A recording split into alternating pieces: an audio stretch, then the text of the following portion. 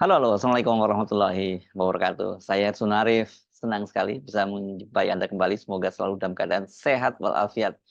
Apakah PKB itu akan kembali mengusung Anies Baswedan?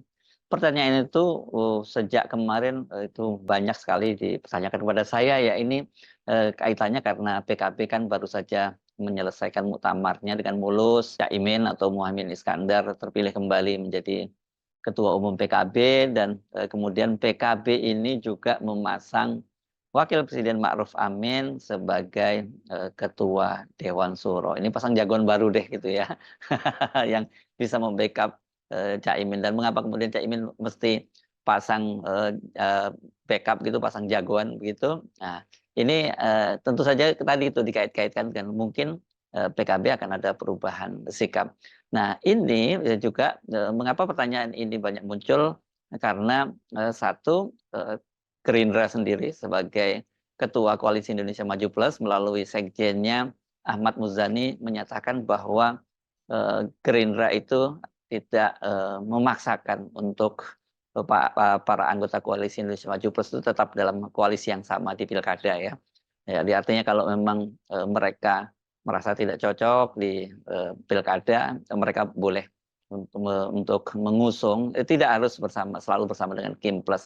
Hal yang sama juga kembali ditegaskan oleh Presiden terpilih Prabowo Subianto ketika menyampaikan pidato penutupannya pada Kongres PAN yang berlangsung di Jakarta. Dia juga menyatakan bahwa tidak ada keharusan anggota Kim Plus itu untuk selalu bersama-sama dalam koalisi besar itu untuk mendukung calon yang diusung di pilkada.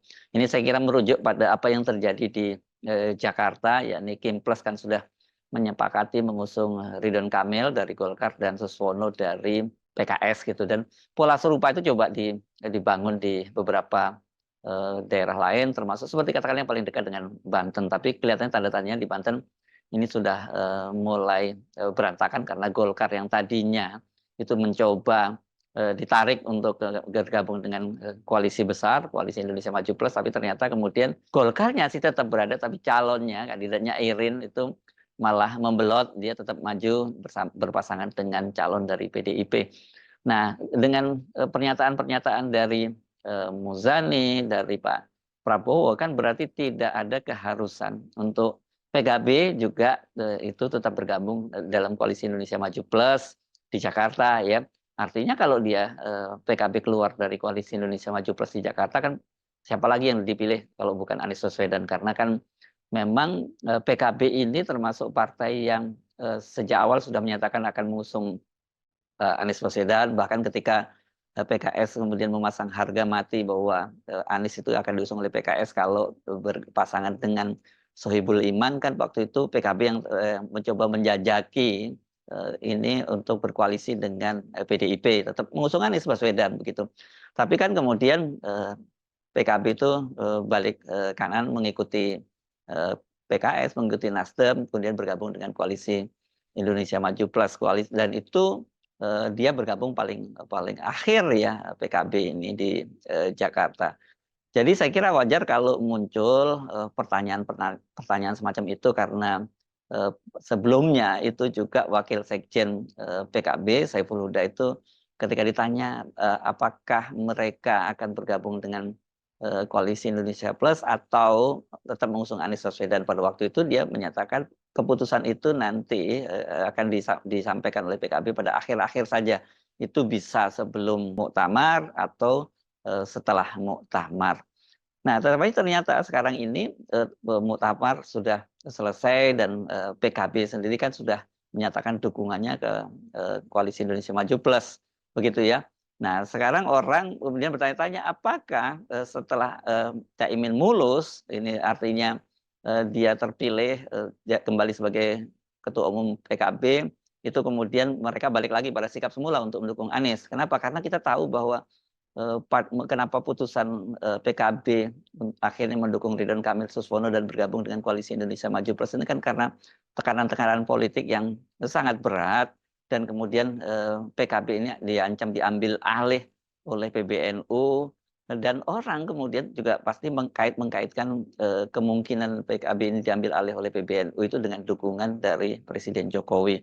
Ini saya kira ini analisis ini muncul karena dikaitkan dengan perilaku politik Pak Jokowi yang selama masa pemerintahnya itu memang banyak sekali mencampuri urusan partai-partai, dan partai-partai di eranya Pak Jokowi itu banyak yang pecah karena tadi itu karena campur tangan dari kekuasaan. Sebutlah yang paling mutakhir sekarang tentu saja Golkar, dan Golkar ini bukan yang pertama kali ya. Kalau sekarang ini nggak pecah tapi diambil alih. Kalau dulu sebelumnya kan pecah, ada pengurus Golkar Abu Rizal Bakri dan Agung Laksono, kemudian P3 itu juga pecah. Demokrat pada waktu itu juga nyaris diambil alih oleh Muldoko langsung, ini malah orang dari lingkungan istana. Jadi ya wajar kalau kemudian ada kekhawatiran dari PKB untuk juga akan diambil alih oleh PBNU dengan dukungan Presiden Jokowi. Tapi kan sekarang dengan pernyataannya Pak Prabowo bahwa membebaskan untuk tidak selalu bersama-sama, dan kemudian cengkeramannya Pak Jokowi itu mulai melemah. Ini kan indikatornya dengan berbaliknya sikap DPR yang semula mendukung revisi Undang-Undang Pilkada menjadi tidak lagi mendukung, itu kan menunjukkan cengkeraman Pak Jokowi itu sudah lemah. Jadi artinya tidak ada ancaman secara langsung kepada PKB yang dikhawatirkan itu datangnya dari Pak Jokowi, begitu ya. Tapi saya akan menjawabnya itu pertama tentu saja dengan pernyataan-pernyataan resmi dari PKB sendiri, dan yang kedua tentu berdasarkan analisis mengapa kemudian PKB mengambil langkah itu. Kalau kita menyimak pernyataan Ketua Umum PKB Muhaimin Iskandar itu tanggal 20 ya, tanggal 20 Agustus setelah Mahkamah Konstitusi menerbitkan 2 putusan yang bikin geger itu, ya ini putusan nomor 60 tentang ambang batas partai politik yang bisa mencalonkan kepala daerah, dan putusan nomor 70 tentang usia calon gubernur ya, yang bertentangan dengan putusan Mahkamah Agung sebelumnya yang menyatakan bahwa seorang calon kepala daerah khususnya gubernur dan wakil gubernur itu berusia 30 tahun itu pada saat akan dilantik, bukan pada saat penetapan. Sementara kan Mahkamah Konstitusi itu menyatakan bahwa umur 30 tahun itu pada saat penetapan. Tapi saya kira yang berkaitan langsung dengan PKB bukan putusan nomor 70 tapi putusan nomor 60, karena dengan putusan dari Mahkamah Konstitusi itu artinya PKB yang memperoleh suara lebih dari 7,5%, kalau nggak salah berapa ya, 7,6% atau 7,8%, saya lupa angka persisnya. Tapi yang jelas bahwa ada 8 partai di Jakarta ini yang bisa mengusung sendirian calon gubernur dan calon wakil gubernurnya, termasuk PKB. Itu bahkan ada PAN bisa juga, PAN yang paling bawah, kemudian ada PSI, ada PKB, Nasdem, dan ada 8 lah, termasuk PKS sesungguhnya ya. Kalau PKS ini pasti suaranya sangat tinggi. Nah, sekarang yang rame-rame kan kemungkinan akan mengusung Anies itu adalah PDIP, karena PDIP sudah bertemu, DPD PDIP sudah bertemu dengan Anies, sekarang tinggal putusannya di tangan Ibu Mega. Nah, apakah kemudian PKB itu bergabung dengan PDIP mengusung Anies Baswedan, atau kalau kemudian Anies Baswedan itu tidak diusung oleh PDIP yang menyelamatkan PKB? Saya kira kalau kita menyimak pernyataan, kembali lagi pernyataan Caimin itu pada tanggal 20, dia menyatakan bahwa posisinya PKB itu atau putusan PKB itu tetap bergabung bersama dengan pemerintahnya Prabowo. Ya, artinya ya dia tidak akan mengusung Anies Baswedan itu sejak awal. Dan yang kedua itu pernyataan dari Wakil Sekjen PKB Saiful Huda. Ini ketika penutupan muktamar PKB di Bali kemarin, dia menyatakan bahwa PKB tetap bergabung dengan Koalisi Indonesia Plus di Jakarta, tapi untuk wilayah lain itu PKB itu kemungkinan akan berbeda dengan Koalisi Indonesia Maju Plus.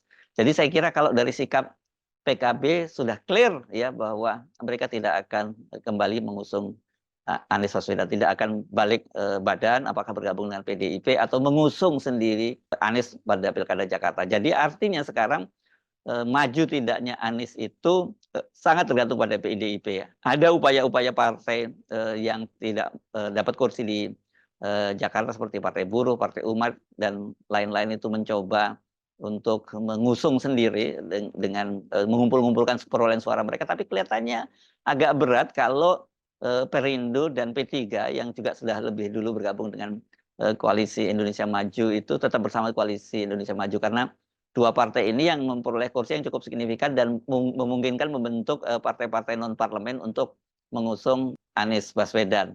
Tapi dengan catatan kalau Perindo dan P3 itu kalau di konteks DPRD DKI Jakarta mereka bukan partai non parlemen karena masing-masing punya satu kursi ya.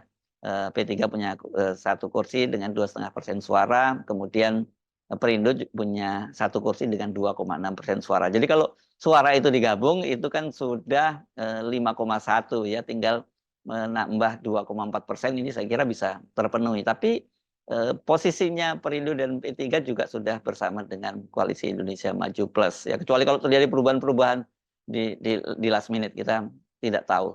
Jadi dari situ jelas ya bahwa PKB tidak akan mendukung Anies Baswedan, balik mendukung Anies Baswedan. Kemudian apa dasarnya? Nah, ini saya kira ini berkaitan dengan analisis ya. Sejak awal sesungguhnya saya sebut tadi kan PKB ini termasuk yang paling ngotot untuk mengusung Anies Baswedan.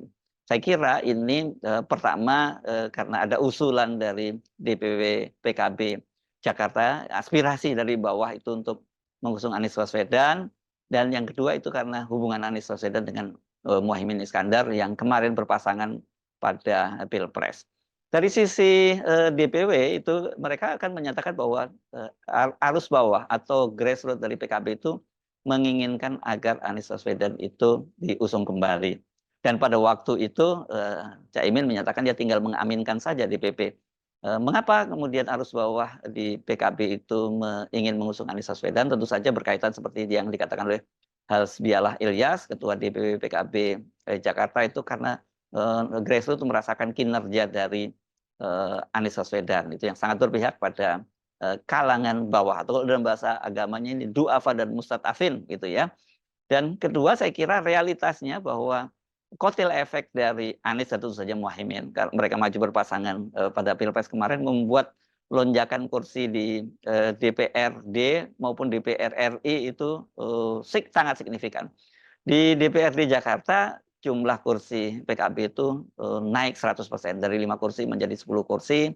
Sementara di DPR RI ini lebih luar biasa lagi karena selama ini PKB tidak pernah punya wakil di DPR RI dari Jakarta, dari Dapil Jakarta. Tapi pada pemilu kali ini mereka mendapatkan, mereka pecah telur itu, dan telurnya nggak hanya satu yang pecah, tapi dua telur yang pecah. Jadi PKB itu mendapat 2 kursi DPR RI dari Jakarta. Ini kan berkah yang luar biasa. Artinya kalau mereka tetap mengusung Anies itu diperkirakan mereka nanti akan dapat kotil efek lagi pada pemilu legislatif yang akan datang, dan mungkin jumlahnya bisa nambah. Gitu ya kira-kira kalkulasinya. Tapi sesungguhnya kalau soal kotil efek ini kan yang mendapat berkah itu bukan hanya PKB saja, tetapi Nasdem dan PKS juga mendapat berkah yang cukup besar dari mengusung Anies Baswedan. Nasdem misalnya di DPRD kursinya dari semula 7 jadi 11, sementara PKS itu dari 16 menjadi 18, dan sekarang PKS itu menjadi partai yang punya jumlah kursi terbanyak di DPRD DKI. Artinya mereka akan dapat jatah sebagai ketua DPRD berdasarkan Undang-Undang MD3 ya. Undang-Undang MD3 ini adalah undang-undang MPR, DPR, dan DPRD serta DPD. Jadi dari sisi itu ya memang PKB itu sangat diuntungkan. Tetapi yang harus dipertimbangkan adalah konstelasi politik saat ini. Kalau dari sisi ancamannya Pak Jokowi itu saya kira sudah lewat ya. PKB mungkin akan merasa aman, tidak akan ada ancaman lagi karena cengkeraman Pak Jokowi sekarang juga sudah mulai melemah gitu ya. Ini karena kemarin pun akhirnya DPR RI kan berbalik, tidak lagi mendukung keinginan Jokowi untuk mentorpedo putusan Mahkamah Konstitusi nomor 60 dan 70.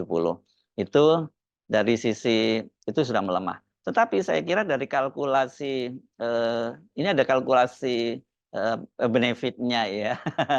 Jadi dari sisi benefitnya dengan tetap bergabung bersama dengan pemerintahan Prabowo Gibran itu berarti mereka nanti akan dapat kursi di kabinet. Dan ini kalau dikaitkan dengan konstelasi perebutan PKB ini masih sangat dibutuhkan. Kenapa? Karena PBNU itu kendati kemarin itu mengendorkan juga tekanan terhadap muktamar PKB karena kan sebelumnya Banser Ansor, Pagar Nusa dan lain-lain dari PBNU itu, dari NU itu kan melakukan tekanan dengan melakukan show of force itu. Mereka melakukan merupakan apel kebulatan TK di Bali, tapi kan kemudian mereka ditarik gitu karena ditolak oleh para raja-raja di Bali. Tapi mereka belum mundur untuk merebut kembali PKB itu karena tanggal 2 sampai 3 September rencananya akan disebut bukan muktamar luar biasa, bukan muktamar tandingan, tapi muktamar ulang gitu disebutnya karena alasannya bahwa muktamar yang berlangsung di Bali itu berlangsung tidak demokratis, itu sepenuhnya dikendalikan oleh Muhaimin Iskandar. Jadi dari sisi itu saya kira PKB masih tetap membutuhkan backup dari pemerintahan berikutnya, ya kan? Artinya ini kan kalau kemudian PKB itu memutuskan mengusung Anies Baswedan, mereka kan dipastikan hanya akan mendapat keuntungan jangka panjang, yakni kotel efek. Tapi kalau mereka bersama dengan pemerintahan Prabowo, Gibran, tapi sorry, ini soal ini saya mesti sebutkan kalau PKB itu konsisten menyebutnya bukan Prabowo Gibran, tapi Prabowo saja. Karena Cak Imin menyatakan bahwa mereka tetap bersama dengan pemerintahan Prabowo. Sementara sebelumnya Sekjen PKB itu juga Hasanuddin Wahid juga menyatakan bahwa mereka itu mendukung calon yang diusung oleh Partai Gerindra gitu ya. Jadi ini akal-akalan PKB untuk membuat distintif gitu bahwa mereka mendukung Prabowo tapi tidak mendukung Gibran. Saya kira itu pesan yang ada. Jadi kembali lagi kalau kemudian mereka ada di pemerintahan, apalagi saya sebut-sebut kemudian kalau berkali-kali saya sebut kalau kemudian PKB posisi tawarnya cukup kuat, mereka minta Menteri Agama dan itu diberikan oleh Prabowo, saya kira ini posisi PKB di bawah Muhaimin berhadapan dengan PBN itu semakin kuat gitu.